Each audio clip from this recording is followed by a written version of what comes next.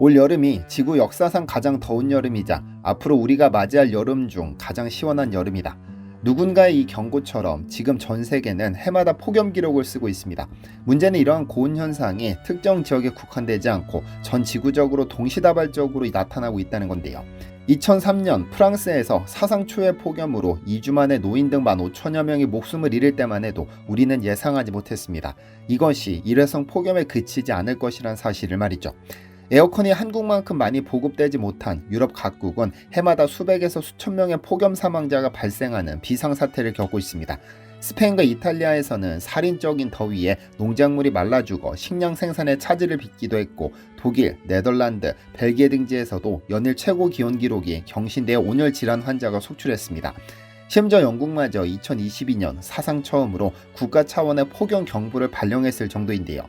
여름에도 선선한 나라라는 영국이 섭씨 40도씨를 넘나드는 더위에 철도 운행이 중단되고 도로가 녹아내리는 등 충격을 받았던 일은 이제 낯설지도 않습니다. 지구 반대편 북미 대륙도 상황은 마찬가지입니다. 올 6월 하순 미국에서는 전국 인구의 절반 가까운 1억 6천만 명이 극도로 위험한 수준의 폭염 경보 대상에 들었습니다. 뉴욕, 필라델피아, 워싱턴 DC 등 미 동부 주요 도시들이 섭씨 38도씨 이상의 불가마 더위에 시달리고 있습니다.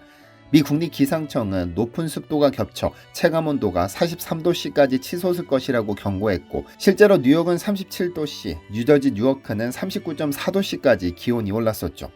이런 더위는 극도로 위험하며 결코 가볍게 여겨서는 안 된다는 당국의 경고처럼 공원과 거리는 한낮에 인적이 끊기고 전력망에는 비상이 걸렸습니다.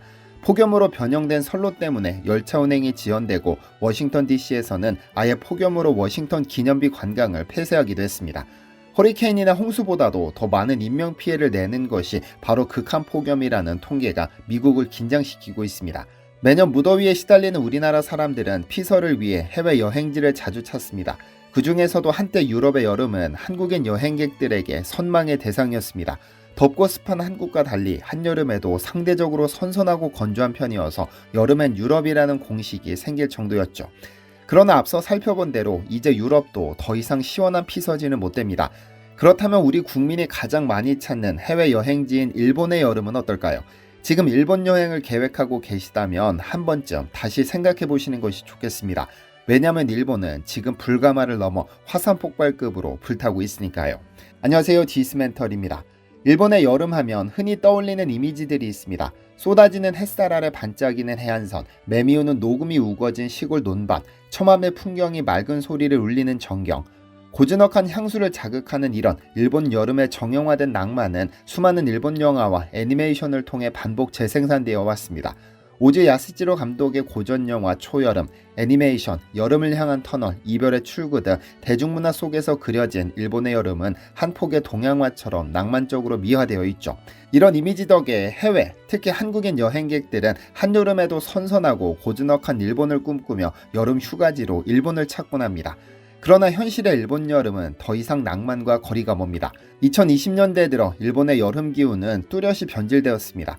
2025년 여름만 보더라도 시작부터 예사롭지가 않았습니다. 보통 장마가 한창이어야 할 6월 중순부터 도쿄 기온이 연일 35도씨 안팎으로 치솟았고, 오전 9시에 이미 섭씨 30도를 넘는 더위가 무려 8일 연속 이어졌습니다. 6월 16일에서 18일에는 일본 전역 대부분 지역이 이례적 폭염에 휩싸였는데, 도쿄 내리마구에서는 낮 최고 기온 38.6도씨를 기록했고, 사이타마현 구마가야시는 39.1도씨까지 올라갔습니다. 관동뿐 아니라 군마현이 38.2도씨, 시즈오카현 37.6도씨, 오사카 33도씨 등 주요 도시들이 일제히 찜통이 됐는데요. 때이른 폭염에 일본 기상청은 열사병 경보를 서둘러 발령했고, 정부와 지자체가 실시간 대응체계에 들어갔지만 엄청난 더위를 막기엔 역부족이었습니다. 6월 17일 도쿄에서만 단 하루 동안 169명이 열사병 증세로 응급 후송되고, 군마현에서는 들판에서 작업하던 96세 고령 여성이 숨진 채 발견되는 등 곳곳에서 사상자가 속출했습니다. 불행하게도 이러한 소식은 이제 일본에서는 놀라운 일이 아닙니다. 폭염으로 사람이 목숨을 잃는 일이 일상처럼 반복되는 시대가 된 겁니다. 원래 일본 여름은 덥기로 유명하지 않나 하고 생각하실지 모르지만, 최근 몇 년간의 일본 폭염 양상은 과거와 차원이 다릅니다. 더위로 인한 피해 규모와 빈도가 그야말로 새로운 단계로 진입했죠. 가장 단적으로 드러나는 변화는 열사병 사망자 급증입니다. 일본 후생노동성 통계에 따르면 20여 년 전만 해도 일본 전역의 연간 열사병 사망자는 200명 남짓에 불과했습니다. 그러나 최근 5년 사이에는 연평균 약 1,300명으로 폭증했습니다. 이는 1990년대 말 대비 6배 이상의 증가로 기후변화로 인한 기온 상승과 인구 고령화 등이 복합적으로 영향을 미친 결과로 분석됩니다. 실제로 열사병으로 사망하는 이들의 80~90%가 65세 이상 노인층이라고 하니 초고령 사회인 일본에서 폭염은 더욱 치명적인 위협이 되고 있습니다. 가까운 사례로 도쿄도에서는 2023년 7월 한 달 동안에만 123명의 열사병으로 숨졌습니다. 이는 도쿄 한 도시에서 한 달 사이에 발생한 열사병 사망자로는 2018년 이후 최악의 기록이었죠. 도쿄 응급의료 관계자에 따르면 사망자 대다수가 고령층이었고 거의 모두 실내에서 쓰러진 채 발견되었다고 합니다. 더 충격적인 점은 그들 중 대부분이 에어컨을 설치하고도 틀지 않은 상태였다는 사실입니다. 날이 아무리 더워도 전기요금 부담이나 찬바람을 쐬면 건강에 안 좋다는 등의 이유로 냉방기를 켜지 않고 지내다 변을 당한 겁니다. 이런 안타까운 사례는 비단 도쿄뿐 아니라 일본 전역에서 해마다 반복되고 있는데요. 일본 소방청 발표에 따르면 올해 6, 7월 2달 사이 일본 전역에서 온열 질환으로 인한 응급 출동이 9만 건을 넘어섰는데 이는 통계 집계 이래 가장 많은 수치입니다. 그만큼 폭염으로 병원에 실려가는 사람이 전례 없이 많았다는 뜻이죠. 일본의 폭염은 현지 주민들뿐 아니라 여행객들에게도 예외가 아닙니다. 최근 한 민간조사에 따르면 일본을 방문한 외국인 관광객 중 절반 이상이 일본 체류 중 심한 더위로 인한 열사병 증상이나 극심한 피로감을 겪은 적이 있다고 응답했습니다. 실제로 여름축제 등 볼거리를 찾아 일본을 찾는 관광객들 사이에서 폭염 때문에 체력 고갈이나 탈수 증상을 호소하는 사례가 급증하고 있기도 하죠. 이동 일정을 도중에 포기하거나 아예 여행을 조기 종료하고 귀국하는 경우도 늘어났습니다. 또 덥기 때문에 어쩔 수 없이 관광 동선을 짧게 짜거나 한낮에는 숙소나 실내에 머물고 아침 일찍이나 해가 진 밤에만 움직이는 등 여행 트렌드 자체에도 변화가 생겼습니다. 이 때문에 전통시장이나 낮 시간대 번화가의 방문객이 급감하고 한적한 실내 전시장이나 야간 이벤트가 인기를 끄는 등 여행 소비 패턴도 달라지고 있습니다. 너무 더워서 관광을 못할 지경이라는 말이 현실이 된 것이죠. 더워서 여행도 못할 지경이라는 말은 어쩌면 애교일지도 모릅니다. 하지만 지금의 일본 폭염은 사회 인프라를 전부 녹이고 있습니다. 잘 아시다시피 도로와 같은 기반 시설은 폭염에 상당히 취약합니다. 일본 역시 연일 지속되는 폭염으로 도로 표면이 팽창해 균열이 생기거나 솟구치는 현상이 보고되고 있는데요. 노면 변형이 심해지면 달리던 차량의 안전까지 위협할 수 있어 도로관리 당국이 비상점검에 나서고 있습니다. 또 열을 받은 철도 레일이나 열차 차체의 바닥 구조물 등의 변형이 발생한 사례도 이어지고 있습니다. 실제로 폭염이 극심했던 2018년 여름 우리나라 KTX 철도에서 레일 이음매가 벌어져 열차 운행에 차질이 생겼던 적이 있는데 그와 유사하게 일본에서도 선로 이상을 우려해 열흘 넘게 일부 구간에서 열차 감속 운행을 시행하기도 했습니다. 이처럼 폭염이 교통 인프라에 미치는 영향이 점차 현실화되면서 자칫 대형 사고로 이어질지도 모른다는 불안감이 증폭되고 있죠. 기후변화로 인한 충격은 생태계에도 고스란히 드러나고 있습니다. 뜨거워진 여름은 사람뿐 아니라 동식물에게도 큰 영향을 미칩니다. 우선 모기 등 위생 해충이 급증하고 있습니다. 일본은 여름철 고온다습한 기후에서 작은 빨간집 모기라는 종류의 모기가 왕성하게 번식하는데 이 모기가 바로 일본 내염을 옮기는 주범입니다. 한밤중 논이나 고인물 주변에서 활동하는 이들은 기온이 높을수록 개체수와 활동이 증가합니다. 일본 보건당국은 특히 면역력이 약한 영유아나 고령자들이 이 모기에 물려 일본 내염에 걸릴 경우 치명적인 합병증으로 이어질 수 있다며 주의를 당부하고 있죠. 최근 몇 년 새 이들의 밀도가 평년보다 높아지고 일본 전역에 내염경보가 평년보다 일찍 발령되는 등 이상 징후가 뚜렷합니다. 실제로 작년에는 남부 규슈 지역에서 예년보다 2주 이르게 내염경보가 내려졌고 2025년 현재 일본 열도의 대부분 지역에서 내염 예방 접종과 방역을 서두르고 있습니다. 그러니까 관광객들이 생각하는 것처럼 현재 일본 여름은 그렇게 안전한 곳이 아니라는 의미입니다. 그렇다면 일본은 왜 이렇게 폭염에 취약할까요? 한국의 여름도 만만치 않은데 일본만 특별히 더 심각한 건가라는 의문을 품는 분들도 계실 겁니다. 분명 대한민국의 여름도 해마다 폭염과 열대야가 기승을 부리고 특히 2018년에는 서울이 39도씨를 넘는 등 사상 최악의 폭염을 겪은 바 있으니까요. 하지만 일본의 여름에는 우리의 여름과는 다른 추가적인 위험 요인이 몇 가지 있습니다. 다시 말해 일본 사회가 폭염에 특히 취약한 이유들이 존재한다는 것이죠. 첫째, 습도가 가져오는 지옥입니다. 기온이 높아도 공기가 건조하면 그나마 견딜만 하지만 습도가 높으면 체감하는 더위의 양상이 완전히 달라집니다. 한국과 일본 모두 여름철 평균 습도가 매우 높지만 일본은 특히 장마철과 무더위 시기가 거의 연속해서 붙어 있다는 점이 다릅니다. 예를 들어 8월의 오사카 평균 상대 습도는 무려 96%에 달하고 도쿄도 장마 이후 한여름 내내 80%를 웃도는 높은 습도가 유지됩니다. 비가 잦은 6, 7월 장마가 끝나자마자 곧바로 폭염이 닥치는데 이때 공중의 습기가 증발하지 않은 상태에서 열기만 더해지니 말 그대로 한증막 더위가 펼쳐집니다. 이렇게 되면 인체는 땀을 배출해 체온을 식히려 해도 땀이 잘 증발하지 않아 열 발산이 거의 이루어지지 않습니다.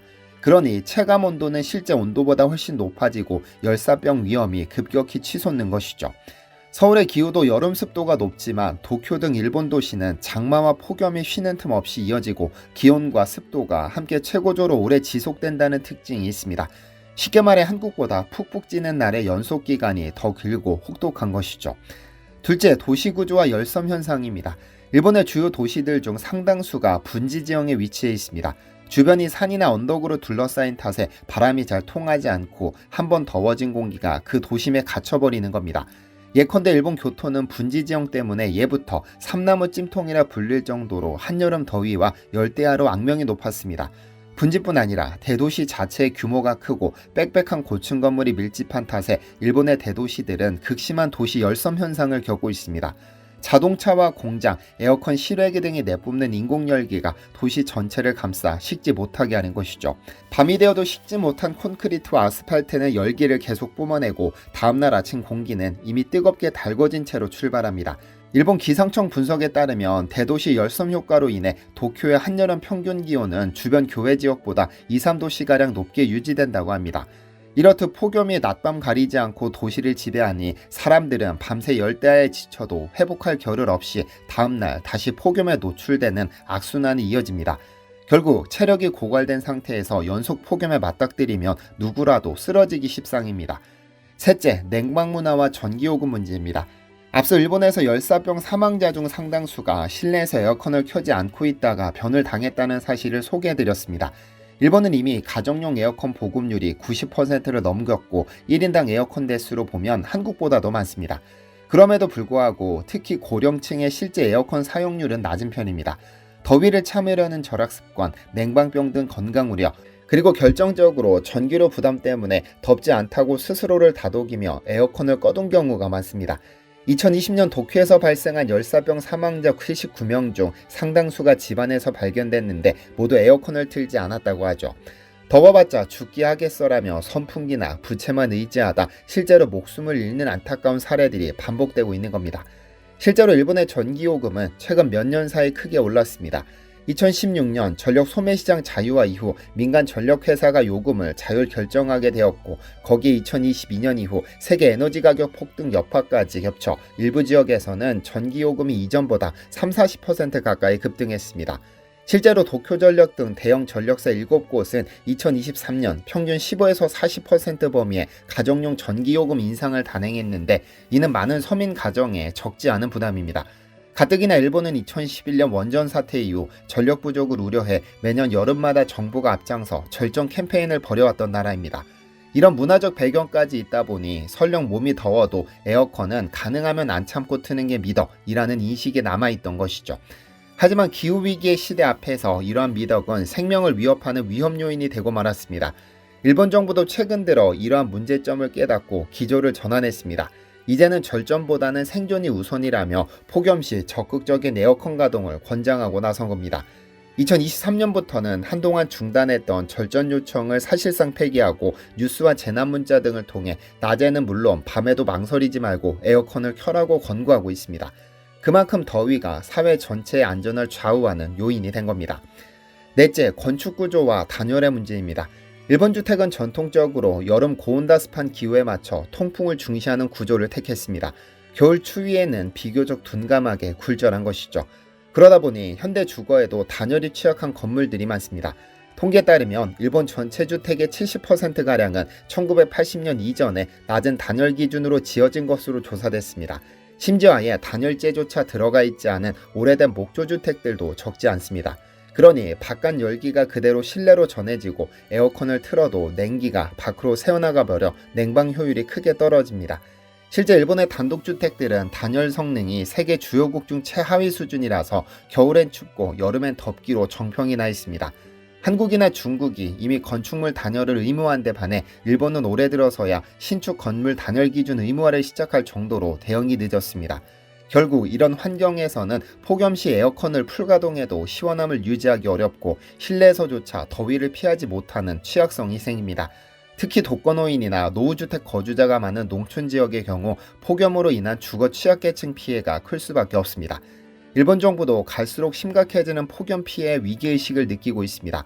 앞서 언급한 냉방 장려책 외에도 각 지자체에서는 쿨링센터라는 에어컨이 완비된 피난처 겸 휴식 공간을 공공시설에 마련하고 시민들이 무료로 와서 더위를 식히도록 개방하고 있습니다. 도쿄 등 대도시 지하철역에 시원한 냉풍기를 설치해 행인들이 땀을 식힐 수 있게 했고 길거리에는 살수차가 물을 뿌려 도로 온도를 낮추는 모습도 흔해졌습니다. 일본 정부에 따르면 작년 7월 일본을 방문한 한국인 여행객 수는 75만 7,700명으로 역대 최고치를 기록했습니다. 양국 간 하늘길이 다시 열린 이후 그야말로 일본 여행 붐이라 할 만큼 많은 한국인이 일본으로 향하고 있는 것이죠. 앞서 말씀드린 대로 일본은 우리와 가까워 접근성이 좋고 매력적인 관광 자원이 많아 꾸준히 사랑받아온 여행지입니다. 하지만 이번 여름만큼은 일본을 찾으실 예정이라면 평소보다 각별한 준비와 주의가 필요합니다. 예년처럼 가벼운 마음으로 여행 일정을 짜는 것에 그치지 말고 살인적인 폭염이라는 새로운 변수를 반드시 고려해야 합니다.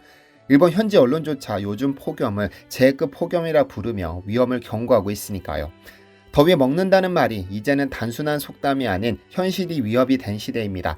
지구온난화를 막기 위한 전 인류적 노력이 시급하다는 거창한 담론을 굳이 강조하지 않더라도 눈앞의 폭염은 이미 우리 모두의 삶을 바꾸고 있습니다. 올여름 일본에서 사람들이 겪고 있는 고통과 교훈을 남일로 치부하지 말고 우리도 대비해야 합니다. 오늘보다 내일 더 뜨거운 미래가 다가오고 있습니다. 모두 건강과 안전에 유의하시고 폭염 속에서도 지혜롭게 일상을 지켜나가시기 바랍니다. 시청해주셔서 감사합니다. 디시멘터리에서는 여러분의 제보를 기다립니다. 제 채널에서 다뤘으면 좋겠는 뉴스 또는 널리 알려졌으면 하는 영상은 디시멘터리 네이버.com으로 보내주시면 소중히 제작하겠습니다. 시청해주셔서 감사합니다.